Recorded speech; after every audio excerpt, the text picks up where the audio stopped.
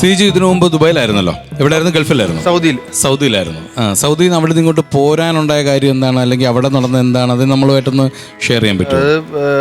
എന്നെ എൻ്റെ ഒരു സുഹൃത്താണ് കൊണ്ടുപോയത്. ഓക്കെ. അവിടെ കൊണ്ടുപോയി 9 മാസം ഞാനവിടെ ഡ്രൈവർ വിസയിൽ ജോലി ചെയ്ത ആളാണ്. ഡ്രൈവർ വിസയിൽ ജോലി ചെയ്യുന്ന സമയത്ത് 9 മാസത്തിനകത്ത് ആകെ അയച്ചിട്ടുള്ള 22,000 രൂപ മാത്രം എൻ്റെ വീട്ടിലേക്ക്. അങ്ങനെ ഒരു ദിവസം രാവിലെ, അതായത് ഓണത്തിന് ഇവിടുത്തെ സെപ്റ്റംബർ 15 തിരുവോണത്തിൻ്റെ അന്ന് എൻ്റെ വണ്ടി ആക്സിഡൻ്റ് ആയിട്ട് ഞാൻ റൂമിൽ തന്നെയാണ്. സെപ്റ്റംബർ 21 തീയതി അപ്പോൾ എൻ്റെ വണ്ടി ശരിയായെന്ന് വർക്ക്ഷോപ്പിൽ നിന്ന് വിളിച്ചു പറഞ്ഞുകൊണ്ട് ഞാൻ വണ്ടി എടുക്കാനായിട്ട് പോകും. അപ്പോൾ ഇവൻ എൻ്റെ കൂടെ റൂമിലുണ്ട്. അപ്പോൾ ഇവനോട് ഞാൻ ചോദിച്ചു, എന്നെ ഇച്ചിരി വർക്ക്ഷോപ്പ് ഒരു ആക്കിത്തരാമെന്ന് പറയുമ്പോൾ ആക്കിത്തരാൻ എന്താ വർക്ക്ഷോപ്പ് അത് വണ്ടിക്കകത്തിരിക്കുന്ന എൻ്റെ പേഴ്സും മൊബൈലും ഒക്കെ ഇങ്ങനെ എടുക്കാൻ പറഞ്ഞു. ഞാൻ ചെന്ന് വണ്ടി അൺലോക്ക് ചെയ്യുന്ന സമയത്ത് എനിക്ക് ചുറ്റും 2 വണ്ടി വന്ന് വളഞ്ഞിട്ട് തോക്കൊക്കെ ചൂണ്ടി എന്നെ പിടിച്ചോണ്ട് CID-കളായിരുന്നു. എനിക്കപ്പോൾ സംഭവം ഒന്നും അറിയില്ല. 38 മണിക്കൂർ അവരെന്നെ ചോദ്യം ചെയ്തു. അവസാനമാണ് ഞാൻ അറിഞ്ഞത് കൊലപാതകത്തിനാണ് പിടിച്ചോണ്ട് പോയത്. അതപ്പോ എന്തായിരുന്നു കേസ്? അത് എന്നെ കൊണ്ടുപോയില്ലേ, അവൻ ഇതുപോലെ അവിടെ ഒരു ചെറിയൊരു ക്രൈമിൽ അകപ്പെട്ടു. അയാളാണ് കാര്യം. എൻ്റെ പേര് ശ്രീജു മോഹൻ എന്ന, അവന്റെ പേര് ശ്രീജിത്ത് മോഹൻ എന്ന. ഇക്കാമയില് അവന്റെ അച്ഛന്റെ പേര് മോഹൻ എന്നും എൻ്റെ അച്ഛന്റെ പേര് വിജയമോഹൻ. അവന്റെ അമ്മയുടെ പേര് അംബിക, എൻ്റെ അമ്മയുടെ പേര് അംബിക. ഇക്കാമ കാണിച്ചു, എൻ്റെ ഇക്കാമ ജസ്റ്റ് നോക്കി വെരിഫൈ ചെയ്ത് എന്നെ കൊണ്ടുപോയി. അങ്ങനെ ഞാൻ അവിടുന്ന് റിലീസായ അടുത്ത സെക്കൻഡിൽ ഞാൻ നാട്ടിലോട്ട് വന്നു. പിന്നെ എന്ത് ചെയ്യണമെന്ന് അറിഞ്ഞൂടാ എന്ന സമയത്താണ് ദൈവമായിട്ട് എനിക്ക്. എത്ര നാളായിരുന്നു സെല്ലില്? ഇല്ല, 38 മണിക്കൂർ. 38 മണിക്കൂർ ജയിലില്.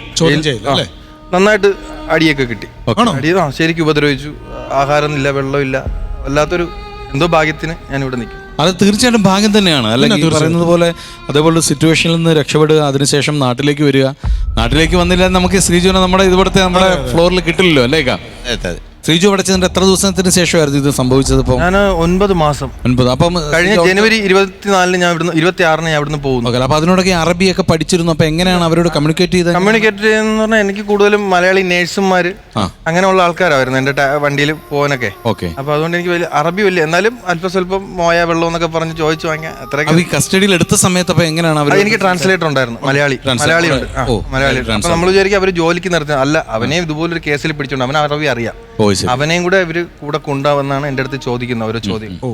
എൻ്റെ അടുത്ത് ഇന്ന ഓരോരുത്തരെ പറ്റി ചോദിച്ചു, അറിയാമോ? ഞാൻ പറഞ്ഞ അറിയില്ല. പിന്നെ വരുന്ന ആൾക്കാരുടെ അടുത്ത് പറഞ്ഞ് എന്നെ ചൂണ്ടിക്കാണിച്ചിട്ട് ഇവനെ അറിയാം, പക്ഷെ അവർക്ക് എന്നെ അറിയില്ല. ഫോണിന്റെ ലൊക്കേഷൻ നോക്കുന്ന സമയത്തൊക്കെ ഞാൻ ഈ ദിവസങ്ങൾക്ക് റൂമിൽ തന്നെ ആയിരുന്നു. സംഭവം ക്രൈം നടക്കുന്ന സമയത്ത് നുണപരിശോധനയ്ക്ക് വിധേയനാക്കി. കുറെ ചടങ്ങുകൾക്ക് ശേഷം 38 മണിക്കൂർ കഴിഞ്ഞപ്പോഴാണ് എന്നെ പുറത്തേക്ക് വിടുന്നത്. എങ്ങോട്ട് പോകണമെന്ന് അറിഞ്ഞൂടാ. എൻ്റെ കയ്യിൽ പൈസയില്ല. ഞാൻ അവസാനം അവിടെ ഒരു പെട്രോൾ പമ്പിൽ, ഇവിടുത്തെ പെട്രോൾ പമ്പുകളിൽ എപ്പോഴും ഷോപ്പുകളും എപ്പോഴും ഉണ്ട്. ഷോപ്പിൽ ചെന്നിട്ട് ഞാൻ പറഞ്ഞു, അവിടുത്തെ ഒരു കേട് പറഞ്ഞു, പാലക്കാടുകാരനാണ്. എനിക്ക് പുള്ളിയുടെ പേരെനിക്കറിയില്ല. ഞാൻ എൻ്റെ ഇൻസിഡൻറ്റ് പറഞ്ഞു. പുള്ളിയാണ് മൊബൈൽ ചാർജ് ചെയ്യാൻ തന്നിട്ട് എനിക്ക് വെള്ളവും ആഹാരമൊക്കെ മേടിച്ചുകൊണ്ട് തരുന്നത്. ആ 38 മണിക്കൂർ ഞാൻ ഒന്നും കഴിച്ചിട്ടൊന്നുമില്ല. വെള്ളം ചോദിച്ചതിനൊക്കെ അടിയാ. ഭയങ്കര ഇതൊക്കെ ഒരു വലിയൊരു എക്സ്പീരിയൻസ് ആണ്. അപ്പം ഇതൊക്കെ എന്താണ് നമ്മളെ പഠിപ്പിക്കുന്നത്? നമ്മൾ എന്തെങ്കിലും ഒരു വിസ കിട്ടി അല്ലെങ്കിൽ ഒരു ജോലി ഓഫർ കിട്ടുമ്പം പുറത്തേക്ക് നമുക്ക് അറിയില്ലാത്തൊരു രാജ്യത്തേക്ക് പോകുമ്പോൾ ഈ കൊണ്ടുപോകുന്ന ആരാണ്, ഈ വിസയുടെ കാലാവധി എത്രയാണ്, അവിടെ ചെന്ന് നമ്മുടെ ജോലി എന്താണ്, ഇതെല്ലാം കൃത്യമായി അറിഞ്ഞതിന് ശേഷം മാത്രം പോവുക.